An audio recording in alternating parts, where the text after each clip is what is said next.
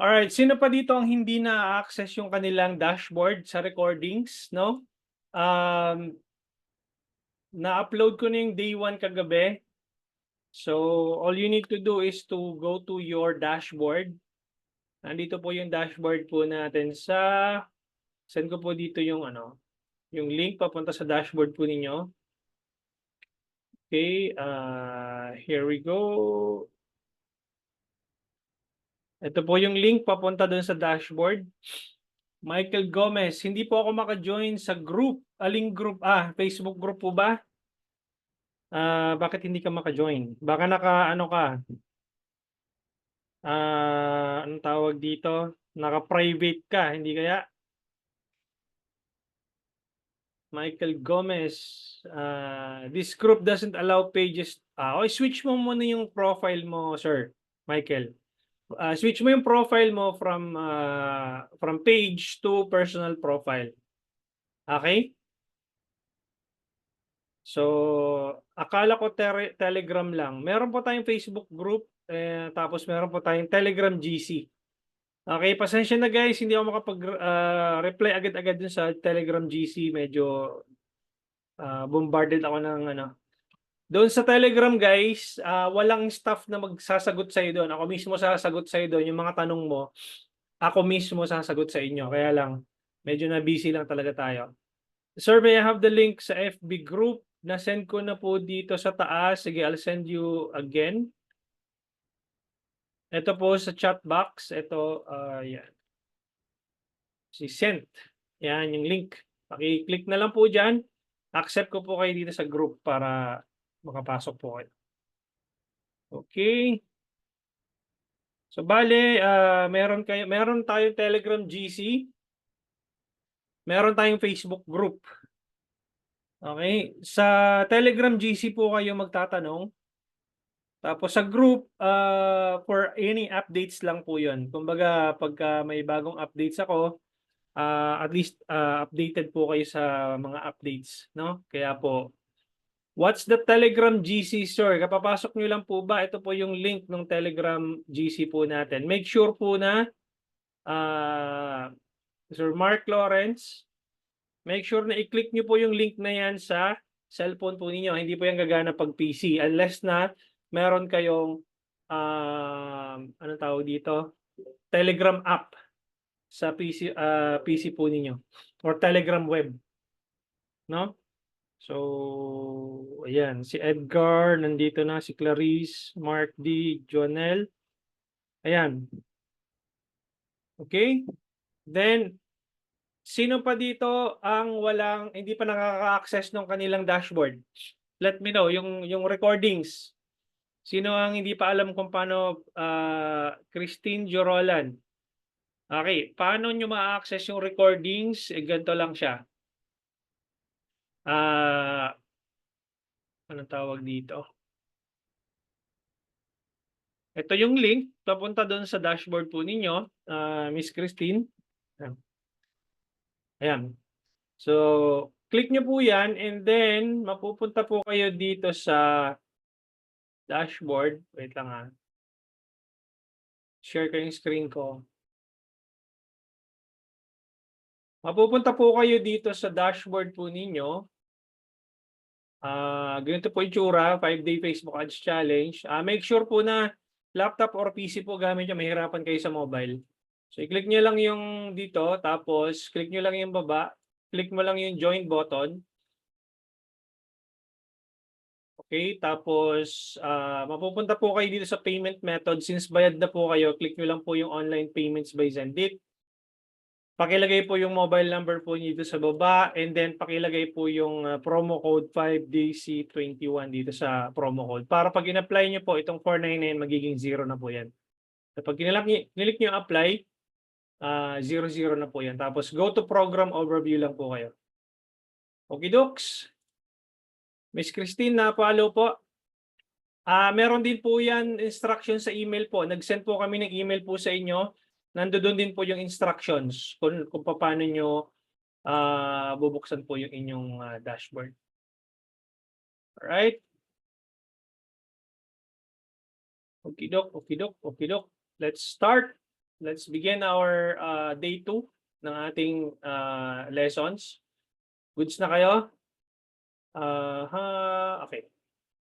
All right, let me quickly share my screen and start tayo ng ating lesson. Okay. Sino guys ang nakakita nung ad na ito? Let me know in the chat. Me. Yan si Sir Miko, si Maika, Maricar, Flor Deline, MJ Bacani. Ayan, madami-dami. Okay. Yan, dami. All right. So, ano nga ba itong ano na to? Ano nga ba yung ibig kong sabihin dito sa Facebook auction? All right. So, let me just quickly present it to make it bigger. Okay. So, itong Facebook auction sa Tagalog or sa teka lang, si Miss Jenaline. Ito po, Miss Jenaline. Ayan. Sinend ko na po sa GC. Now, pakilagay po yung promo code na yan. Okay? Para tuloy-tuloy po tayo. Alright. So, Facebook auction, ang tawag dito, in layman's term, ano nga ba yung Facebook auction? Sa madaling intindihin, bidding po yan, bidding. Bidding po si Facebook, binibid ninyo yung inyong budget para ipakita yung ads ninyo sa inyong target audience. Okay, I'll explain it a little, later. Pero bago yun, pag-usapan muna natin isa-isa itong campaign objectives para mas naiintindihan nyo po yung kung ano po yung mga campaign objectives po na sineselect po ninyo. Alright? So ako lang po ba yung mahina yung audio? Let me know guys kung nakaka-experience kayo ng same problem kay Sir. Ayan, okay lang naman daw Sir Robert. So mukhang mahina lang yung ano nyo. I-increase nyo na lang yung volume po ninyo. Okay? So next, Facebook auction. Pag sinelect po nyo yung awareness, no? Let's say for example, meron kayong 10 million na audience size. Pag sinelect mo yung awareness, ang binibid mo po dyan, you are telling Facebook to find more people at a lowest cost per 1,000 impression. You have to understand that ang unang binabayaran mo kay Facebook is CPM. For some people, ang understanding po nila ng CPM is cost per message. But there's also a metric inside the Ads Manager called cost per 1,000 impression, and it's abbreviated as CPM. Okay? Ang tawag po dun cost per mil. Okay? Kapag sinelect mo yung awareness, ito po yung binabayaran po ninyo, CPM. Yun yung pinakamababang cost per 1,000 impressions. Kaya makikita nyo po dito, more eyeballs at a lowest cost per 1,000 impression. Ayan, awareness CPM. Ito, ginagamit po ito ng mga malalaking kumpanya, yung may mga billions, may mga millions of pesos and billions of pesos sa marketing sa kanilang Facebook ads. Ngayon, kung hindi ka naman milyonaryo, hindi ka naman bilyonaryo, wag mong ise-select to kasi we want the best possible option or we want an ROI right away doon sa budget po natin. Hindi naman tayo milyonaryo, hindi naman tayo bilyonaryo. So, pabayaan mo tong awareness kasi meron pong tamang gamit po dyan. Yan po yung ginamit ko sa 100 pesos Facebook ad strategy. Gumamit ako doon ng reach. Okay? So, meron pong tamang gamit po dyan. Now, dito po sa traffic, you are telling Facebook to find more people at a lowest cost per click. Okay? Mapapansin mo dito may mga kamay na nagki-click. So, it's a combination of calls and clicks. Tapos may mga ilan-ilan, may mga titisod ka dyan na benta. So, ibig sabihin, pag sinelect mo yung traffic, you are telling Facebook to find more people at the lowest cost per click. Meron po tayong kanya-kanyang presyo. Bawat isa po sa atin dito, may kanya-kanya po tayong presyo pagdating po dun sa Facebook auction. So, maaring yung presyo ni Miss Adi, iba kay Miss Rixel, no? Maaaring natag ka ni Facebook as nasa awareness. Ikaw yung hindi masyadong anong tawag dito? hindi ka masyadong wala kang historical data about purchases or leads. So more on awareness ka lang. Ngayon naman kung natag ka ni Facebook as clicker, no? Madalas ka mag-click ng mga link papunta sa website, madalas tawag dito, kiniklik mo yung see more, yan. So clicker ang tawag sa'yo. So ito yung hahanapin ni Facebook, people who are likely to click your link. Okay? Now, dito naman sa engagement, kapag nag-boost post kayo, alam nyo po ba na ang default po ng boost post is engagement. Okay? You are asking or you are telling Facebook to find more people who are likely to engage with your page. And the reason why nakakakuha kayo ng maraming messages, comments, likes, and shares sa boost post kasi ang default po nun is engagement. Okay? So, mababa rin po ang CPM nito, ang cost per 1,000 impressions ng engagement. CPM din po ang binibili nyo po dito. Okay? May mga ilan-ilan, makakakuha ka naman talaga ng sales. Makikita mo dito, may mga sales kang ma-generate. Ito yung mga dollar sign or peso sign. Okay?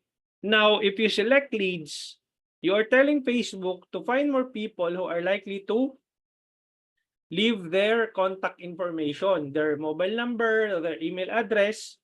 Yun po yung lead generation. Okay? Tawag ko naman doon optimized CPM or OCPM. Okay? Ibig sabihin, in-optimize mo yung per 1,000 impressions to get a conversions that you are looking for, which is leads. Okay? Sino ba dito ang pasok sa mga ganitong campaign objectives? Yung mga high-ticket product. Ibig po sabihin, kung halimbawa ang presyo ng binibenta nyo ay 10,000, 50,000, 100,000, milyon. Okay? So, matagal po ang ang tawag dito, ang customer journey po ng mga high-ticket products. So, you have to optimize for leads para makuha po ninyo yung contact information like their email and their mobile number. Para at least ma-nurture nyo po yung mga users po na ito. Yan, car industry si Miss Angie. Yan. So, kailangan, importante po yun kapag kasi ako galing din ako sa car industry, naging real estate agent din ako. So, high-ticket product yung binibenta ko. Importante na makukuha mo yung anong tawag dito? Contact info. Kasi doon po kayo doon po kayo magbi-build ng relationship using that information. So kailangan niyo po yung contact information ng tao. Okay? Then if you are into the e-commerce space, you need to be optimizing for sales. Okay? Sa real estate share leads din ba dapat? Yes, Miss Mercy. Okay? But I'm not saying na hindi ka makakakuha ng benta sa engagement. But the good thing about leads is that you are telling Facebook to find people who are likely to provide you their contact information. Okay? Yun nga. So makikita nyo dito, sales sa e-commerce naman ito. Okay? I-save nyo na po muna yung i-save nyo na po muna yung mga tanong nyo po. Mamaya ko na po sasagutin. Okay? Para tuloy-tuloy po tayo doon sa ating lesson. Para hindi po matabunan yung mga questions po ninyo. Now, ano po napapansin nyo dito sa sa baba? Dito sa pinakadulo, ano po napapansin po ninyo? Ha? Napapansin po ninyo ay madaming sales, more money, more sales, conversion sales. Malaki sir, pero konti audience. Sakto yung sagot ni Joms. Madami sale, pero konti yung audience. 'Di ba? So kung halimbawa 10 million yung audience size mo, pagdating mo doon sa dulo, hindi na yan, kumbaga kaperanggot na lang nung number o ng audience size mo yung nandoon sa dulo. Hindi siya ganoon karami. No, kasi yung 10 million na katao, hindi naman yan bibili lahat sa iyo. No, sabihin mo na lang siguro itong mga nandito sa bottom is around 700,000 or less than 1 million sa 10 million na total audience size na meron ka. Okay? So, kaya po itong dalawa na 'to, itong leads tsaka yung sales, kasi yung app promotion wala naman tayong app promotion, hindi naman tayo gumagamit ng app, eh. So, yung leads po tsaka sales, mahal po talaga ang cost per 1,000 impressions po niyan. 'Pag nag-run po kayo ng traffic engagement tsaka awareness, mababa ang CPM niyan. Pagdating mo ng leads tsaka sales, mataas ang cost per 1,000 nun. Bakit? Kasi marami po ang nag-aagawan dito sa mga users po na 'to na nasa baba. Ibig sabihin, nagbi-bid sila dito sa bottom. Okay? Sila po kasi yung high chance of getting conversions or purchases. Okay? Right person you need. Yes, Sir Robert. Tama po. Okay? Kaya po, minsan magtatanong kayo sa sarili nyo, bakit puro basura itong pumapasok sa akin? Kasi you are not telling Facebook your exact campaign objective or your goal. Ano ba yung goal mo muna? Okay? Kasi Facebook is a machine, it's a learning machine, and it's the same thing as ChatGPT, AI po siya. Kapag hindi nyo tinuruan si Facebook ng tamang data, yung mag-feed doon sa data, nung ad account po niyo at ng page po ninyo, kung ano yung pinifeed ninyo na data, yun din po ang makukuha ninyo. Okay, if you are feeding the right data to the algorithm, then that's that's the data that you will get in return. If you are feeding it with bad leads or bad users, then Facebook will also feed bad users doon sa inyong campaigns. Make sense? So, I'll go ahead with on the next slide. So, kapag nag-run po kayo ng ads, ang tinatarget nyo po na users is the low-hanging fruit. Ibig sabihin po noon, divided po kasi ang bidding ni Facebook from lowest cost, bid cap, and cost cap. Okay, medyo advanced na po yon.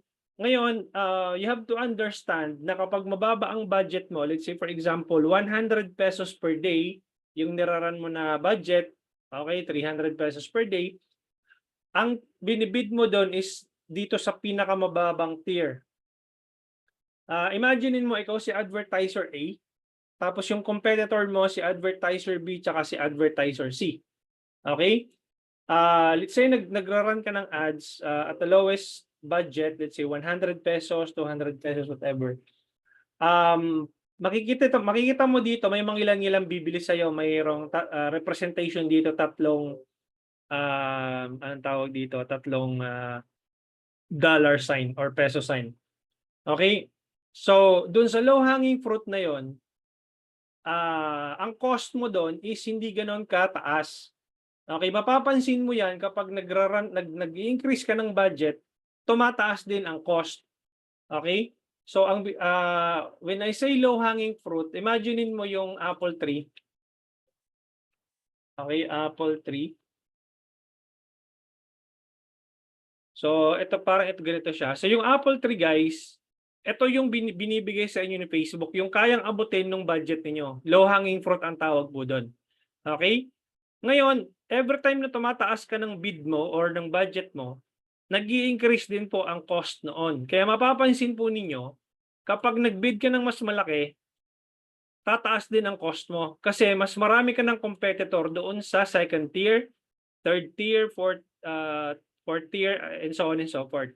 So, pagdating mo dito, mapapansin mo, halimbawa, dyan na kayo, naglalaban-laban na kayo dyan, mapapansin mo na dati ang cost mo lang 10 pesos, tapos mapapansin mo doon, lumalaki, nagiging 40 pesos, etc.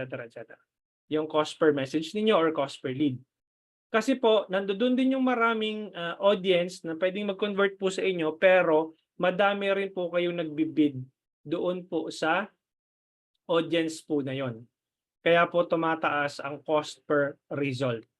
Okay, now, paano mo ma-outbid yung competitors mo para hindi, kumbaga, nung nagbabudget ka ng 100 pesos, 10 pesos yung binabayaran mo, para at least 10 pesos pa rin yung bayaran mo kahit na mas mataas na yung budget mo, paano ka magkakaroon ng same cost per result? You have to be able to beat your competition sa loob ng auction. Okay? Guys, matatabunan yung mga tanong niyo diyan, ha. I suggest mamaya na kayo magtanong. Isulat niyo muna 'yan or isulat niyo muna sa notepad and then ilagay niyo po mamaya pagka nag-question and answer na po tayo. Okay. Para mas lalo niyong maintindihan papaano ba nagwo-work 'tong Facebook auction. Let's take it as an example si Miss Adi. Okay? Ito po si Miss Adi. Okay, si Adi Nievares. Okay. Now, si Miss Adi, let's take it as an example, mahilig po siya sa pagkain, food. Okay? Ayan, mahilig siya sa pagkain. Tapos, let's say for example, si Sir Bebot. Ayan, si Sir Bebot ay siya yung advertiser A. No? Okay, laki natin to para mas makita ninyo. Siya yung advertiser A, tapos si ano naman, si Sir Paul, siya naman yung advertiser B. Si Paul Capistrano. Ayan. So siya yung advertiser B. Now, sabi ni Sir Bebot, Facebook, paki-target mo nga si Miss Adi na mahilig kumain, mahilig sa pagkain. No, sabi naman ni Sir Paul, ako din Facebook, targetin mo din si Miss Adi. Gusto ko rin yung target demographics na kamukha nung kanya. Okay? Sabi ni Sir Bebot, willing ako Facebook na mag-budget ng 1,000 pesos per day. Okay? Sabi naman ni Sir Paul, ako din Facebook, may ganoon din akong budget. Willing din ako mag-budget ng 1,000 per day. Okay? 1,000 per day. Yan, lagay po natin dito. Ngayon, every time na so let's assume na both of them, nilaunch nila yung kanilang campaign at 12 midnight. Okay? Actually, sabay na sabay silang nag-launch ng campaign. Okay? Now, over time, all throughout the day, ika-calculate yan ni Facebook kung magkano yung i-charge sa inyo per 1,000 impressions. So let's say, for example, throughout the day, ang charge sa inyo ni Facebook is about 250 pesos cost per 1,000 impressions. Tapos, same din, umabot din ng 250 pesos kay Sir Paul, cost per 1,000 impressions. Ngayon, isi-serve ni Facebook both of your ads sa target demographics or audience nyo, kamukha ni Miss Adi. And then, kung sino yung ad na mas nagre-resonate kay Miss Adi, siya po yung bibigyan ni Facebook ng mas magandang cost. Okay? Kung from the first launch nung campaigns po ninyo, chine-charge kayo both ng 250 pesos, cost per 1,000 impressions, let's assume na si Sir Bebot ang mas maganda yung ads na sineserve kay Miss Adi. Ang gagawin po ni Facebook, i-reward po ni Facebook ang ads po ninyo. Okay? From 250 pesos na cost per 1,000 impressions, bababa po yun, magiging 200 pesos. Okay? And then, ito naman magiging pababa ng pababa, 150 pesos, and so on and so forth. So, ano mangyayari kapag bumaba ang cost per 1,000 ni Sir Bebot? Kasi maganda po yung pinapakita niya na ads. Ang mangyayari po noon, dahil na-reward ni Facebook yung ads mo, mangyayari po noon, ipapakita ni Facebook sa mas maraming tao, mag-i-increase po yung number of impressions po ninyo. Okay? Mas maraming makakakita ng ads po ninyo, mas maraming magkiklik, mas maraming manonood ng video, mas maraming mag-i-inquire, mas marami yung potential of sales na ma-generate po ninyo. Kasi, nire-reward po ni Facebook yung ads po ninyo at the lowest cost per 1,000 impression. Mas pinapakita niya po sa target audience or demographics po ninyo. Kapag tumaas po ang number of impressions, ang mangyayari po noon, bababa po ang cost per 1,000 impressions, pababa ng pababa until such time na kayo po yung mananalo sa bid. Okay, tingnan niyo po, naglalaban-laban po kayo diyan, di ba? Ganun po ang mangyayari po sa loob ng auction. Mas maraming makakakita, bababa ang cost mo. Now, on the other hand, si Sir Paul, dahil pangit yung pinapakitang ads ni Sir Paul, ang mangyayari po doon ay ipipenalize po kayo ni Facebook. Okay? When I say penalized, tataas po ang cost po ninyo. Kung dati po 250 ang CPM ninyo, magiging 300 po yan. Okay, magiging 450 CPM cost per 1,000 impression, and so on and so forth. Ano po mangyayari pag tumaas ng tumaas yung cost po ninyo? Okay, pag tumaas ang cost po ninyo, bababa po ang number of impressions po ninyo. Kapag bumaba ang number of impressions, ibig sabihin nun, mas kukonti na yung makakakita ng ads mo, kukonti yung magkiklik, kukonti yung manonood ng video, kukonti yung mag-i-inquire, magiging less chance din po yung makakuha kayo ng users na magko-convert po or magiging purchase or magiging customers or clients po ninyo. That's how Facebook auction works. Okay? Now, para mas lalo ninyong maintindihan, I'll stop sharing my screen.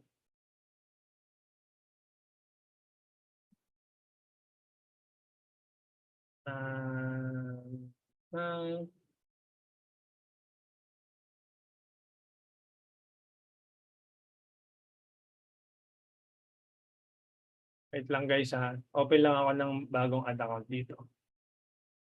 Okay, let me quickly share my screen. Ito. Okay. Di ba pag nag-open po kayo ng Ads Manager? So pag nag-click kayo ng create, tapos let's say for example, nag-click kayo ng leads, continue. Manual leads campaign, continue. Galing dito sa ad set level, no? Ay, dollars nga pala to. Teka, hanap ako ng peso. Hanap ako ng peso. Second guys. Peso. Dollars pala yan.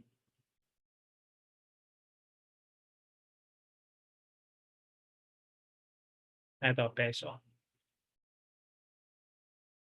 Para mas lalo nyo maintindihan. So pag nag-click ka ng create, tapos let's say leads, continue. Manual leads campaign, continue. And then sa ad set level, makikita nyo po dito na ito, switch to original audience options. Use original audience. Tapos let's say food, di ba? So detailed targeting, i-click nyo yung edit. Tapos type nyo yung food. Halimbawa, yan yung gusto nyo targetin na interest, food in drink. Halimbawa lang. I-uncheck nyo to, yung advantage detailed targeting. Kasi pag naka-check po yan, pansinin nyo po ito, 54 million to 64 million po yung estimated audience size. Pero pag in-uncheck nyo po yan, babawas po yung estimated audience size. Magiging 43 million na lang to 51 million. Ibig sabihin, ito po yung total audience size ng food and drink. Food and drink. Ngayon, based po dun sa budget po niyo, halimbawa, nag-budget kayo ng 100 pesos. Ibig sabihin, sinasabi po ni Facebook na out of 43 million to 51 million na estimated audience size, ang kaya lang i-reach ng 100 pesos mo is between 2,000 to 6,000 na katao. And based dun sa budget mo, ang estimated leads na papasok sa iyo is between 4 to 13 leads. Okay? Now, imagine ninyo kapag naglagay kayo ng let's say 1,000 pesos, obviously, yung reach ninyo tataas din po yon. Magiging 22,000 to 62,000 estimated reach or daily reach. Tapos, ang estimated leads na papasok sa inyo is between 44 to 128 leads. Now, kapag nagte-testing po kayo, mapapansin po ninyo na magkakaroon nyo ng learning limited na tinatawag. Halimbawa, kung nagbabudget ka ng 100 pesos per day, tapos for the longest period of time, you've been using the same budget, ang mangyayari po nun, makakakita kayo ng tinatawag na learning limited. Magkakulay orange po yun. Di ba pag pinablish po ninyong ads, Ang una niyo makikita, learning. Kulay green yung ad set level or yung ad level, kulay green. Tapos kapag matagal na siya, makikita niyo yung ad set level, kulay orange na siya. Ibig sabihin po no, na-saturate na ni Facebook yung audience na to within the budget na inallocate mo. Ibig sabihin yung 100 pesos mo, nagpaikot-ikot na siya dito sa reach na 2,200 to 6,200 reach. Paikot-ikot na siya dyan, wala na siyang maibubuga, sinabi ni Facebook, hanggang dito na lang yung kaya kong ibigay sa'yo. Kaya, nagla-learning limited yung inyong ad set. Now, ang gusto kasi ni Facebook, magkaroon ka ng anong tawag dito? Magkaroon ka ng at least 50 conversions in 1 week. Okay? Anong tawag dito? Kaya lang sa 50 conversions in 1 week mo, hindi mo makukuha yung 50 conversions kasi nga mababa yung budget mo, 'di ba? Hindi ka naman ang tawag dito, hindi mo makukumpleto yung anong tawag dito, yung 50 conversions kapag hindi ka po hindi malaki yung budget mo. Okay? So, kailangan mo it's either kailangan mo mag-increase ng budget or mag-test ng bagong anong tawag dito? Bagong audience or ad set. Okay? Parang hindi makapasok pa. Wait lang stop sharing ko muna. Bakit hindi makapasok yung iba? Nag-upgrade na ako ng Zoom ko eh.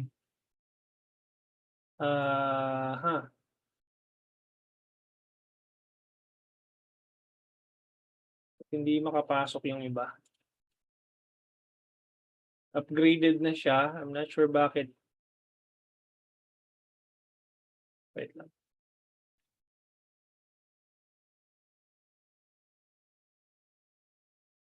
Okay. Sinong nahirapan kahapon pumasok? May nagme-message sa akin eh. Anyway, so Sir Jerome, okay. So yun, saan na tayo? Balik tayo dun sa ating lesson. Si Sir Don, okay. Pero nag-upgrade na ako. I'm not sure bakit hindi makapasok yung iba. Upgrade ko na yung Zoom ko eh. But anyway, balik tayo dun sa lesson natin. Share ko yung screen ko. Ayan. So ganoon po siya guys, no? Magkakaroon po siya ng learning limited na tinatawag. Hindi na po kayo kuha ng mas marami pang results unless otherwise magdadagdag ka ng ad. Okay? Every time na sinasabi ni Facebook na learning limited na ako, kailangan mo magdagdag ng bagong ad para hindi pare-parehong ad yung nakikita nung 2,000 nakatao na tina-target po ninyo. Okay? So, ang tawag dito, let me check the questions dito sa ating chat group. Pag ganyan po, okay. Kala ko tanong pa.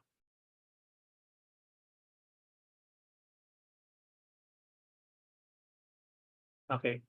So you can send your questions po dito sa GC. Okay? Pero the best talaga for all is engagement, right, coach. Meron pong tamang gamit po sa engagement, Sir Nash. Although syempre kapag mataas kasi ang halimbawa nag-sales ka or lead generation, automatically mataas ang CPM noon. Ang pampababa ng CPM is engagement. So kailangan mo talaga ng engagement para bumaba po yung CPM po ninyo. Sa insurance po, Miss Aizel, kailangan mo ng lead gen or leads. Digital product po, Miss Maika, kailangan po ninyo ng ang tawag dito ng sales. Kailangan po mas may website kayo para mas maganda. Okay, sa real estate leads po, Miss Mercy. And Bonnie, car industry leads po dapat. Okay? Balikan ko yung iba dito. Okay. How to get high messaging conversion but low CPR? How to get messaging conversion but low CPR? Ganito lang yan, Sir Nash. Para bumaba ang cost per result mo or yung cost per message mo, dapat dumami yung mag-message. Okay? Simple lang ang gusto mangyari ni Facebook. If you want to have a ang tawag dito, mas mababang cost per message, kailangan maraming mag-message. Ngayon, paano dadami yung message mo? Dapat compelling yung ad mo. Dapat compelling yung headline mo. Dapat compelling yung videos mo para mas maraming mag-message. Kapag mas maraming mag-message, bababa yung cost mo. Ganun po siya. Okay? I hope nasagot ko yung tanong mo, Sir Nash. Paano mo masasabi na maganda yung ad like visually appealing? Masasabi mo yon kapag maraming nag-i-inquire, pag maraming nanonood ng video, maraming nagko-convert, maraming bumibili, maraming interesado doon sa ads mo. Okay? Hindi ikaw, Miss Rexel, ang magdi-determine kung ano yung visually appealing na ad. Kasi I've tested it many times. Para sa akin, pangit yung ad. Pero nung tinest ko, maganda sa audience ko. Okay? Minsan naman, maganda sa'yo, pangit sa audience mo. So, hindi ikaw ang magde-determine kung ano yung maganda, ano yung pangit. Kailangan mong ipasok yun sa ads manager and then let the algorithm find the best audience for your ad. Ito yung problema ng iba lalo na yung mga malalaking kumpanya. Masyado silang brand conscious. Sinabi nila, ayoko ng ganitong ad, masyadong ano. Pero hindi pa nila natetest. No, ito yun yung problema. So, paano mo masasabing visually appealing? Magre-reflect yun doon sa results. Pag-aaralan natin yan, Miss Rixel, on day 5. Day 4 and day 5 kasi nandoon yung metrics. Ituturo ko po sa inyo doon yung metrics. Okay? Sir Mike, pag learning limited, need po ba mag-increase na ng ad budget? Technically, yes. But I have created a anong tawag dito? Specific framework from 100 pesos to 1,000 pesos na budget. Send ko po dito sa inyo yung framework para i-download po ninyo. Free naman po ito. Make share, copy link. Okay, ito po yung link nung download link nung framework na sinasabi ko po sa inyo. Click nyo po yan, tapos i-download nyo, nandoon po yung step-by-step guide. If you want to learn it live, pwede pa kayong mag-join dyan until September 30 or September, September 30. Live training po yan. 100 pesos Facebook Ad Strategy Framework. Balikan ko yung iba. Ano yan? Sabi dito. Okay. Sir Mike, paki-follow nyo na lang yung framework niyan. Si SK, kapag target ko po ay purchasers ng mga company sales or leads. Purchasers ng mga companies, leads po, SK. Okay? Para makuha niyo po yung details po nung purchasers ng mga company para makapag initial contact po kayo. Pwede yung tawagan, pwede niyo pong i-message. Okay, Facebook auction, saan po maganda? Engagement po ba? Depende po, Sir John Ray. Kapag mataas po ang CPM or yung cost per 1,000 impressions, pwede ka mag-engagement. Ano po ba ang ang industry niyo po, Sir John Ray? So, kapag ang products or services na binibenta mo, let's say 5,000, 10,000 pesos, 50, 100K, 1 million pataas, kailangan mo ng lead generation campaign doon kasi hindi naman bibili yan agad-agad sa'yo. Kailangan mo makuha yung contact information po nila para ma-nurture mo sila into a paying customer. Okay?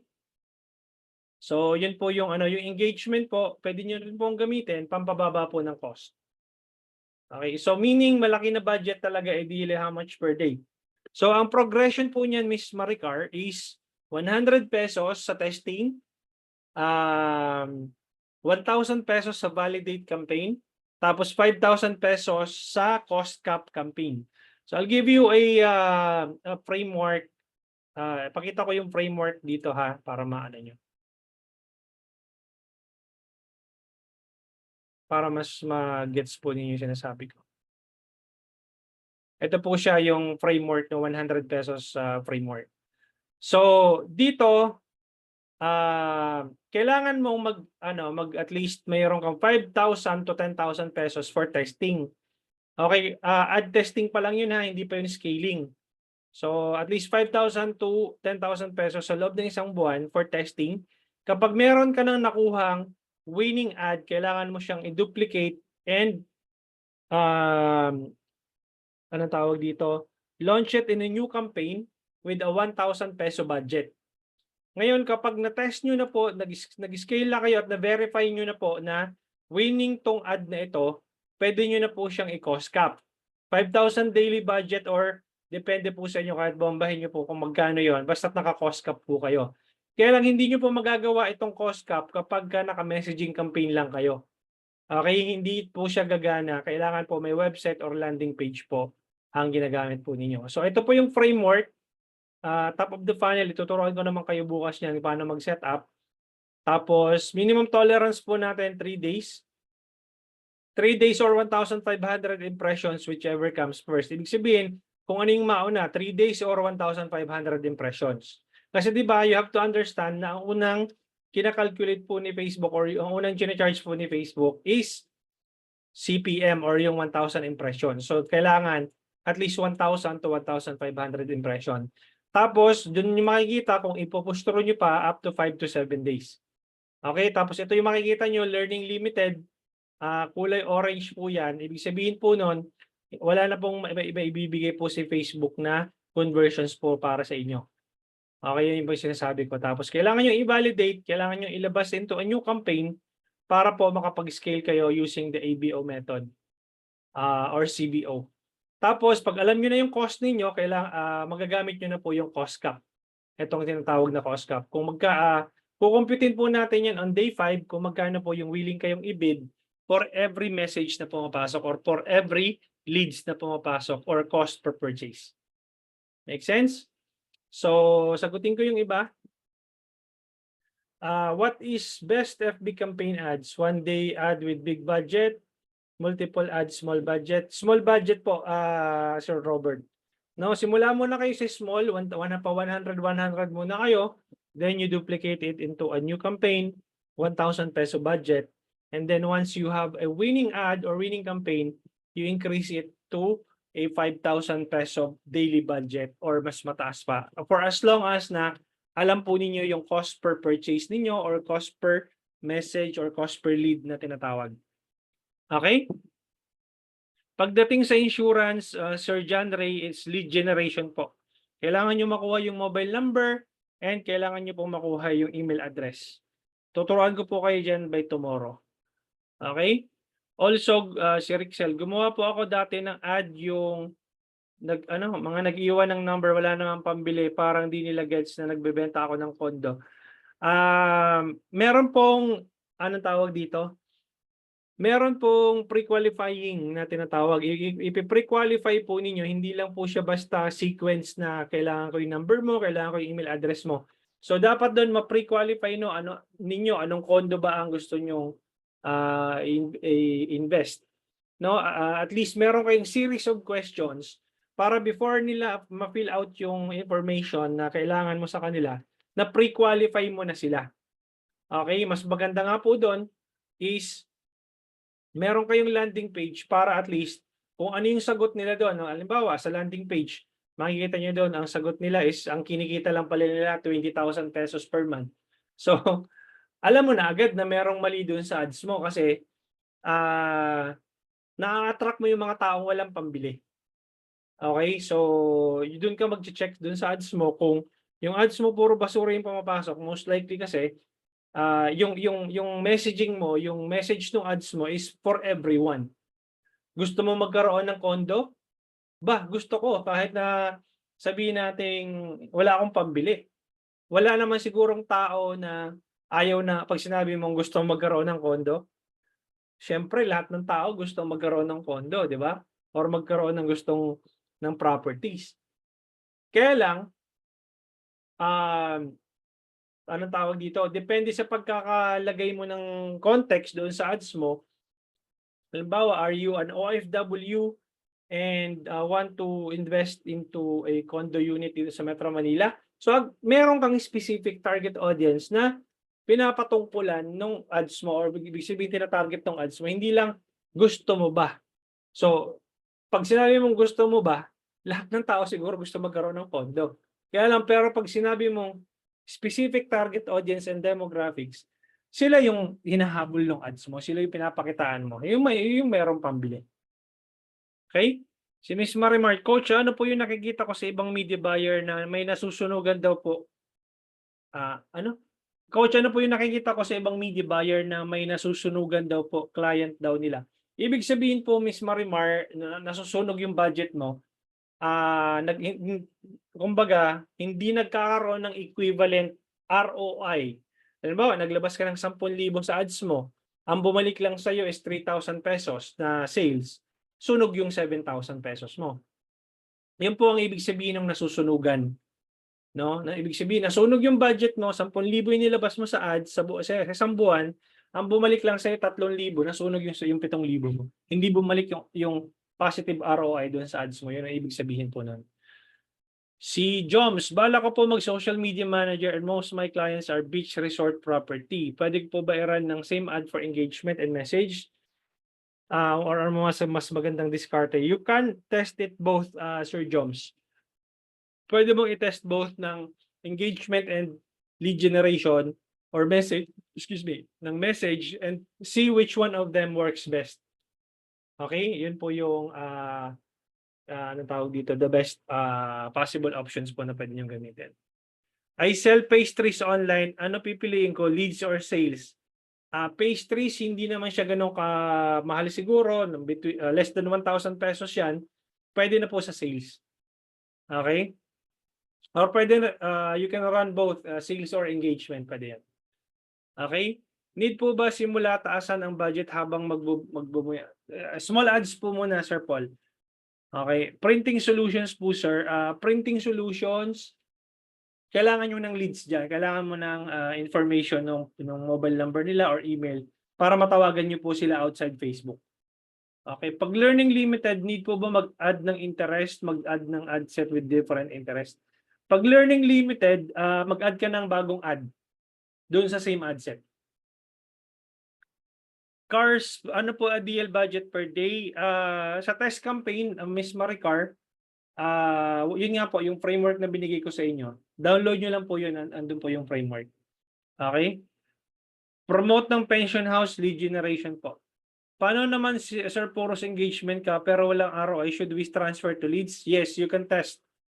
You can test leads. Okay? Sa t-shirt printing, nasagot ko na to. Signage making, kailangan mo ng leads dyan. E-com store, sales. Staycation, leads. Real estate, ano po ang magandang ilagay sa target at ilan po ang pwede? Sa targeting, Sir John, you can use broad open audience. Ibig sabihin, walang audience targeting as in zero. And then you can also test different interest or demographics targeting. So pa 100 ka muna and see which one of them works best. Laundry, pwede na po yung engagement, Miss Arlene. Okay, medical and health coach, medical and health lead generation. Kailan ko pwedeng sabihin na itataas ko na yung per day na budget ko po? Sir Roy, malalaman po natin sa day 5. Kasi kailangan mo makompute yung cost po ninyo, how much are you willing to bid for every action. Okay? Pag kailangan mo maintindihan kung magkano yung willing kang ibayad sa cost per message or cost per lead bago ka magtaas ng budget. Kapag na-justify yung computation doon sa budget po ninyo or doon sa cost per action na willing kayong i-bid, then tsaka po kayo mag-i-increase ng budget. Nasagot ko na 'to. Ay, ba't bumalik tayo dito? Bumalik yung mga tanong. Ano po ba best pang-ads, picture or video po? I-test niyo po, Miss Maria. Test both. Okay? Ang dami nag-message puro agent din. Ano? Puro agent din ba ni Lolokit na Meta Ads? Hindi ko magets po. Sa real estate, ano po magandang ilagay na target at ilan po ang pinasagot ko na 'to? Ano pong advisable ilagay sa target for real estate? Again, broad audience, real estate, depende po sa target demographics po ninyo. Kung OFW po 'yan, dapat frequent travelers. So, 'yun po yung i-ano niyo kung OFW. Okay? Is it more applicable if visuals or video? Nasagot ko na po 'yan. You have to test both of them. Staycation, lead generation po. Sir, ano po ang kayang magandang target audience kapag real estate? Nasagot ko na 'to. Kapag coach nag-set ka ng budget, yun na mismo ang gagastusin ni Facebook. Yes. Nagtataas po yan, Miss Marimar. Kung 100 pesos po yung nilagay po ninyong budget, hindi po ibig sabihin na 100 pesos lang ang gagastusin ni Facebook on a daily basis.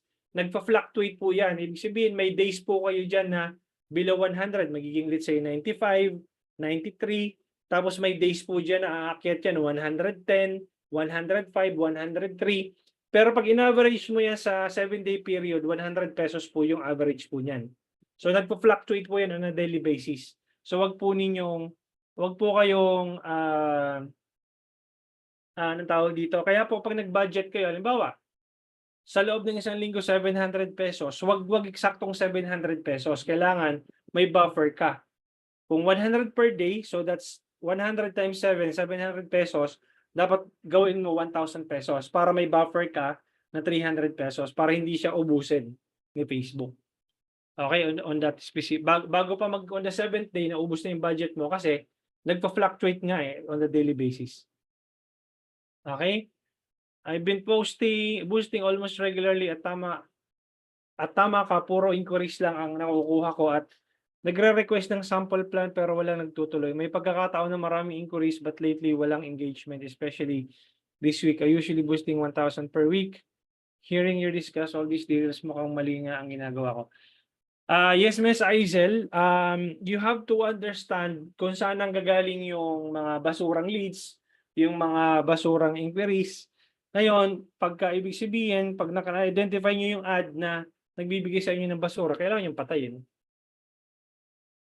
Sagot ko na 'to. Ba't bumabalik ako? Bumabalik yung mga questions. Si Charmaine, yung bidding po ba ay nangyayari sa lahat ng ads kahit sabay-sabay na nag-launch? Yes. Pag na-reach po ang learning limited, much better po not to reuse the material video na ginamit sa previous ads. Hindi naman po. For as long as na pasok naman sa cost per ideal cost per action po na hinahabol po ninyo, then that's okay. Okay, basta't mag-a-add ka lang ng bagong ad creatives doon sa ad set na nilo-launch mo. Ano pong ideal na ilagay sa target? Test. Kahit anong naisip, kung ano pong naisip po ninyo na interest targeting, at kung kanino niyo gustong ipakita yung ads po ninyo, yun po yung interest na ilalagay po ninyo. Okay? Yung ideal, again, yung ideal interest and demographics targeting po ninyo ay base po dun sa ad na pinapakita ninyo. Karamihan po sa nakikita ko kasing ads na nilalabas is very, very generic, very broad. Parang yung ad po na pinapakita nyo po para sa lahat. Kailangan magkaroon ka ng specific target buyer persona kung kanino mo gustong ipakita yung ads. And then, tsaka lang masasagot yung tanong mo, ano yung ideal na interest. Okay? Sino yung kausap mo nung ads mo? And then, yun, masasagot yun ng ideal interest. Okay, sa accommodations, lead generation. Pastry business, pwedeng leads or sales. You can test it both. Mas okay ba A/B testing para malaman ang mas effective ads? Pwede naman. For as long as na meron kang website, Sir John Rojas. Paano malalaman kung anong winning ad? Day 5 po yan masasagot, Sir Michael. Nandoon po yung computation kung paano mo malalaman kung pasok ba yon, kung winner ba yung ad na yon para sa'yo. For aesthetic clinic, lead generation po. Dropshipping, mas maganda meron kang website, Miss Michelle. Okay? Website purchase. Maganda ba makakuha ng leads, video or poster lang? Test both. Coach, paano if 1,500 impressions na before pa mag 3 days? Good po, ibig sabihin nun. Kung naka 1,500 impressions ka na before 3 days, i-check mo kung merong leads or merong pumasok na messages or sale. Pag wala pang 3 days may pumasok na leads or sale, okay po yon. Pero pag wala, pang kill na yon. Pag na-reach mo yung 1,000 to 1,500. Coach, bakit mas effective yung boost post ko kaysa doon sa business portfolio? Mas nagko-convert po yung boost post. Kung ano yung nagko-convert, kung ano yung nagwo-working po sa inyo ngayon, keep it. Okay? Anong tawag dito? Ganito lang yung guys, kasimple. Kung nag-engagement campaign kayo at nagwo-work naman sa inyo, nagbumabalik yung ROI, nagkaka-ROI kayo, positive yung ROI nyo doon, keep it. Kung ano yung nagwo-work, yun po yung isutuloy po ninyo. Okay, Miss Leia? But if hindi gumagana yung engagement ninyo, try po yung lead generation. Okay? That's the reason why I want you guys to test. ABT ang tawag ko doon. ABT. Always be testing. What do you prefer? Communication, messenger, via email, landing page? You test both. Ako kasi, ayoko na talaga mag-messaging campaign kasi nakakapagod eh. Nakakapagod, ang dami-dami mong kausap sa messaging campaign tapos ang ending hindi naman bibili. So mas gusto ko na yung meron akong landing page tapos kung sino lang yung interesado dun sa ads ko, sila lang yung kakausapin ko. Wala akong panahon makipag-usap dun sa mga hindi interesado. Kaya nagla-landing page ako. Matrabaho po kasi yung messaging campaign.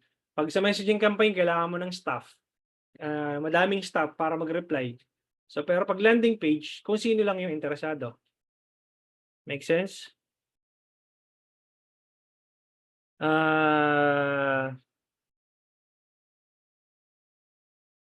Restaurant business, mas maganda po dyan, Miss Jen, is lead generation. Okay. Solar power, lead generation. Solar power, lead generation. 100 pesos po, Sir Marlon, for testing. Okay, accounting firm, lead generation, car sales, lead generation, tire business, pwede kang engagement or lead gen. Okay. Paulit-ulit yung ko, bumabalik-balik. Kasama po ba sa topic ang landing page? Hindi po, Sir Roy. Advanced na po kasi yun. Hindi masyadong mahaba yung nun, yung tawag dito, yung topic po na yun. How to create po ng landing page. Meron po tayong Sir Paul, meron po tayong lessons doon sa 100 pesos Facebook ad strategy. Kung gusto niyo po matutunan yung landing page creation, meron po dito sa dalawang course po na ito. Kung gusto niyo mag-create ng landing page ninyo, guided po ito. May live training po ito dito sa expert level digital scientist or dito sa 100 pesos Facebook ad strategy. Meron po dito, nandiyan po yung landing page creation. Okay? So, I'll be answering a couple of questions.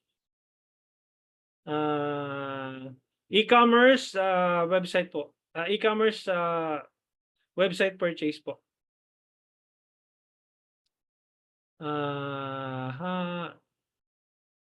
May e-commerce, madaming products. Is carousel better or just multiple pictures tapos landing page yung website? You test, Sir John Rojas. No, you test kung carousel or single image, kung alin yung mas nag-work. Okay, kasi there's no specific, walang specific setup para doon sa ads, kung alin yung maganda sa ads. Okay, wala pong specific kung single image, kung video, kung carousel, you test. Okay? Coach, kapag lead generation gagamiting action button ilalagay is website. Kapag lead generation tapos meron kang website, learn more or sign up, depende dun sa tawag dito, dun sa business model na niraran mo.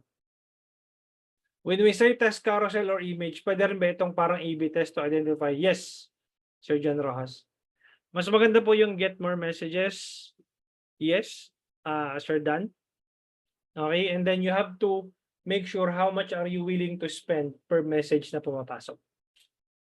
Okay, ang ano kasi diyan sa per message, kailangan mong mag-spend ng isang buong buwan para malaman mo kung ilan yung pumasok na message, ilan yung na-convert mo. Okay? How many days namin to test and verify that our ad is not winning? Thank you. Kasasagot ko lang, Sir Roy, bali, kung messaging campaign ka, kailangan mong tapusin yung isang buong buwan. Mag-spend ka ng isang buong buwan, I would suggest 10,000 pesos, between 5 to 10,000 pesos. Yun yung testing budget no for 1 month. Tapos tingnan mo doon sa 1 month na yon, meron bang bumili? Meron bang maganda ba yung inquiries? Ngayon, tingnan mo yung number of messages na pumasok. Magkano yung cost per message na binabayaran mo kay Facebook? Then, pag na-identify mo yun yung pag-uusapan natin sa day 5. Pag na-identify mo yung cost per message na willing kang ibayad kay Facebook, then yun yung ibibid mo everything na pumapasok as message. Pag mas mataas doon sa cost per message na sinet mo na bid, then you have to pause it. No? And then, kailangan mo din matrack kung kaninong ad sila nagko-convert. Importante yon. Kasi baka mamaya, alam mong nakakuha ka ng sale pero hindi mo alam kung kaninong ad sila nag-convert. Okay? So, yun. Matrabaho daw ang messaging, sabi ni Sir Roy, kaya nga po, hindi ako nagme-messaging Hindi ako nagme-messaging campaign. Landing page po ang ginagamit ko. Okay, Dukes. Maraming salamat guys for joining this session. I'll see you guys tomorrow at exactly 7:30 p.m. Miss Marimar, wag kang mawawala kasi yun po yung gagamitin natin yung ad account mo. And then, mag-set up po tayo from scratch ng campaign. From scratch, messaging campaign, lead generation, using the click to message or click to call, and creating a retargeting campaign. Okay, ipapasok ko itong anong tawag dito, recording doon sa dashboard po ninyo, and yeah, I'll see you tomorrow at exactly 7:30 p.m. See you guys and have a good night. Bye-bye.